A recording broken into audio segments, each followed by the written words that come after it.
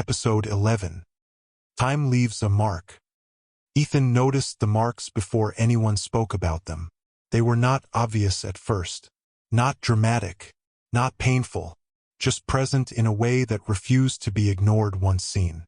A thin line at the edge of a sleeve. A pale curve along a wrist. A faint shadow near the collarbone that did not belong to fabric or light. People treated them like small injuries, like scratches they did not remember earning. But Ethan knew better. Time had stopped hiding. At school, the administration called it a wellness day. Counselors stood near the entrance with practiced smiles. Posters about stress and anxiety appeared overnight. Teachers spoke gently, as if volume alone could keep the world stable. No one mentioned freezes. No one mentioned missing minutes. No one mentioned marks. But Ethan saw them everywhere. A boy in the hallway rubbed the inside of his arm repeatedly, not realizing he was doing it. A girl in class adjusted her collar again and again, trying to hide something she could not explain. Even teachers were not untouched. One of them kept her hand clenched tightly around her wrist while writing on the board. Claire leaned toward Ethan during second period. Her voice was low. "My mom has one." Ethan felt a chill move through him. "Where?" "Her hand. Right here." Claire tapped the spot on her own wrist. She said it was from sleeping badly. Ethan swallowed. Marks were not selective anymore. By lunchtime, rumors formed their own quiet network. Not spoken openly. Shared in whispers. Quick glances. People showing each other skin with embarrassed urgency. "It wasn't there yesterday. Does yours hurt? Mine feels warm sometimes." No one used the word time. They did not need to. Ethan sat with Claire near the far wall, watching the digital clock above the cafeteria doors change minutes without hesitation. "It's not just us," Claire said. "It's spreading." "It already spread," Ethan replied. "We just noticed late." Claire hesitated. "Do you think it means something else is coming?" Ethan did not answer immediately, because the answer was yes, and because something was already watching how people reacted. The girl did not come to school. Not erased. Not remembered. Simply absent, as if she had stepped out of the story at the exact moment attention became dangerous. Ethan found her that evening beneath the bridge. She stood with her sleeves rolled up deliberately, exposing the mark on her forearm. It was darker now, clearer, a precise line that looked less like an injury and more like a decision. "They are pretending it's normal," she said. "They always do," Ethan replied. "At first." She nodded. "Marks break that pattern." "How?" he asked. "Because they don't belong to time the way memories do," she said. "They belong to bodies." The pressure stirred faintly around them, no longer sharp. Curious, Ethan looked at his own wrist. The line there had deepened overnight. Not painful but heavier, as if it anchored something inside him. "It marked us," he said. She corrected him gently. "It marked itself through us." That night, the first denial appeared. A short article circulated online, shared by the school and local authorities. The headline spoke calmly about mass stress reactions and temporary skin impressions caused by anxiety. Ethan read it twice. The words were careful, reassuring, complete, too complete. "They're closing the door," Claire said when Ethan showed her. "They think explanation is control," Ethan replied. The phone vibrated in his hand. Unknown number. Marks do not indicate intent. Ethan stared at the screen. "They indicate contact," he typed. Pause followed. Then, "Contact does not imply agency." Ethan felt anger rise. "You touched us," he whispered. The pressure tightened briefly, then eased. Time was listening. The next morning, the first argument happened. A student refused to cover her mark during gym class. The teacher insisted it was against uniform rules. The student stood her ground, calm but unyielding. "It's part of me," she said. The room went quiet. The teacher hesitated, then relented. Ethan felt the pressure waver. Something small had shifted. By midday, authority adapted. Sleeves were no longer mentioned. Dress code reminders disappeared. Teachers were instructed not to comment on physical irregularities. Containment through silence. The girl watched from the edge of the courtyard, eyes narrowed. "They're choosing invisibility over truth," she said. "That won't last," Ethan replied. "No," she agreed, "because marks demand witnesses." That evening, the first mark was recorded. Not officially, not publicly. A student posted a photo online. Just a wrist. No caption. No explanation. Within minutes, comments appeared. "I have one too. Same place. Mine looks different." The image spread. Ethan's phone buzzed repeatedly. "Unknown number. Remove the image." Ethan typed back slowly. "It already exists." Pause. Then, "Visibility accelerates instability." Ethan smiled faintly. "So does pretending nothing happened." The pressure thinned again, stretched wider than before. Time was losing its focus. The girl met Ethan late that night. Her expression was serious, focused. "They are watching through machines now," she said. "Who?" Ethan asked. She glanced upward toward the distant city lights. "Not time. Not yet." Ethan felt his stomach tighten. "Then who?" "People who believe reality must leave a record," she said, "and who trust devices more than memory." The pressure stirred sharply. Ethan understood. Cameras. The next day it began. Not with announcements, with pauses. Security staff reviewed footage longer than usual. A technician frowned at a monitor and replayed a segment twice. Someone asked a quiet question that did not have a comfortable answer. Why did the hallway look empty for 30 seconds?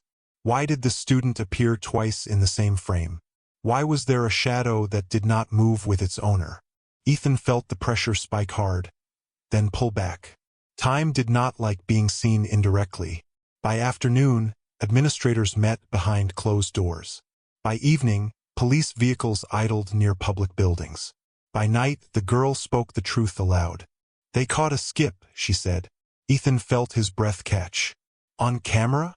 She nodded. "Not the minute. Something inside it." The phone vibrated violently. Unknown number. Observation threshold breached. Ethan typed back without hesitation. "You left evidence." Pause. Then, "Evidence requires interpretation." Ethan looked at the girl. "And interpretation requires witnesses." The pressure surged sharply, then fractured. For the first time, it did not recover cleanly. The city slept uneasily. Some people dreamed of clocks that left bruises. Others dreamed of rooms that blinked. Ethan did not sleep. He watched the mark on his wrist darken almost imperceptibly, as if responding to something beyond the room. At 3:07, the missing minute arrived. It did not silence the world. It narrowed it, and somewhere nearby, a camera lens adjusted focus. The city learned to hide its wrists. That was the first adjustment. Long sleeves appeared overnight despite the heat. Scarves returned out of season. Bandages wrapped skin that was not wounded. People did not discuss the change, but they copied one another quickly, as if concealment itself were contagious. Ethan noticed the difference immediately. Yesterday, marks had been curious. Today, they were dangerous. At school, the administration issued a new notice. Not printed, not announced. An email. It encouraged students to avoid spreading images or speculation about physical symptoms related to recent stress events.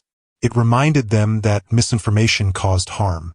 The word marks did not appear once. Claire read the message twice and closed her phone slowly. "They want it quiet," she said. "They always do," Ethan replied.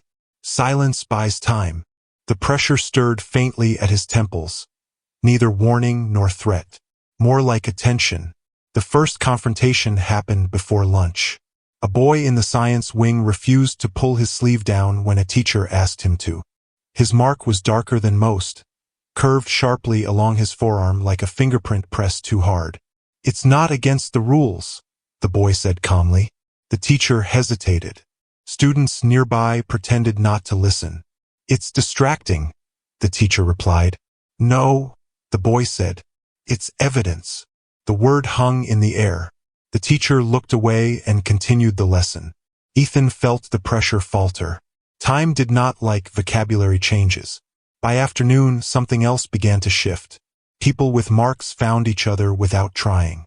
They stood closer in hallways, sat nearer during lunch, exchanged glances that lasted half a second too long. Recognition without conversation. The girl watched from the courtyard steps, her sleeves rolled up deliberately. She did not join them. She did not need to. "You see it," she said when Ethan approached. "They are grouping," he replied. She nodded. "Not by choice, by resonance." Ethan frowned. "You make it sound physical." "It is," she said. "Marks are not symbols. They are contact points." The pressure pulsed once, sharp and irritated. That night, the first interview appeared online. A local reporter, young and cautious, spoke to a medical professional who explained skin impressions as anxiety responses. The explanation was calm, detailed, convincing. Too convincing. Ethan watched the video twice. The doctor never once looked at the camera. "They are rehearsing," Claire said. "They are constructing a version that requires nothing else," Ethan replied. His phone vibrated. Unknown number. Reinterpretation stabilizes response. Ethan typed back. "Truth does not need reinterpretation." The pause was longer than usual. Then, "Truth is contextual." Ethan closed his eyes briefly. Context was how things disappeared. The girl met Ethan beneath the bridge again, later than usual. Her expression was tight. "They reviewed footage," she said. Ethan's chest tightened. "Who did?" "Transportation, schools, city offices, anyone with continuous recording." The pressure spiked hard, then retreated. "They are not looking for marks," she continued. "They are looking for absence." Ethan swallowed. "They saw the minute." She shook her head. "They saw what happens around it." The next morning, a rumor spread before announcements did. A hallway camera had malfunctioned. A security feed skipped. A frame repeated itself incorrectly. Nothing dramatic, nothing alarming, but enough to be noticed by someone whose job was noticing. Ethan walked past the security office and slowed without meaning to. Through the glass, he saw a man leaning closer to a monitor, replaying the same 10 seconds again and again. The man frowned, then rewound, then frowned deeper. Ethan felt the pressure slam down hard, sharp enough to make him wince. Time did not like being looped. By lunchtime, the girl was gone again. Not absent, removed. Ethan searched the courtyard, the stairwells, the usual corners where she waited. Nothing. No trace. No sense of erasure. Just absence with weight. "She left," Claire said quietly. Ethan nodded. "She had to." "Because of the cameras?" "Yes," he said. "Because they don't forget." The pressure lingered uncomfortably, unfocused. That afternoon, the first official inquiry began. Students were called one by one to the office. Questions were gentle, neutral, focused on routine. "Where were you at this time? Did you feel unwell? Do you recall anything unusual?" No one asked about marks. No one asked about minutes. Ethan understood the strategy immediately. They were triangulating. He felt it when they reached him. The pressure sharpened the moment he entered the office, like something narrowing its attention.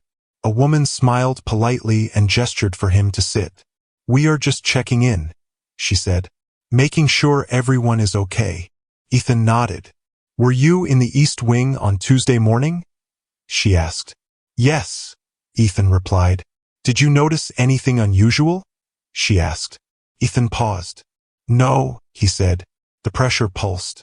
She nodded and wrote something down. The lie did not sting. It weighed. That night, the mark on Ethan's wrist ached for the first time. Not pain, pressure. As if something pressed from the inside, testing resistance. He held his wrist under cold water until the sensation faded. His phone vibrated. Unknown number. Surveillance increases correction. Ethan typed back. Correction of what? A pause. Then, deviation. Ethan stared at the word. Deviation meant survival.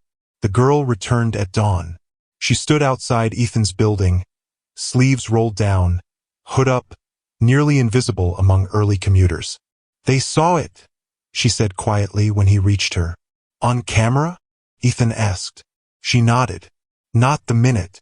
The outline." "The outline of what?"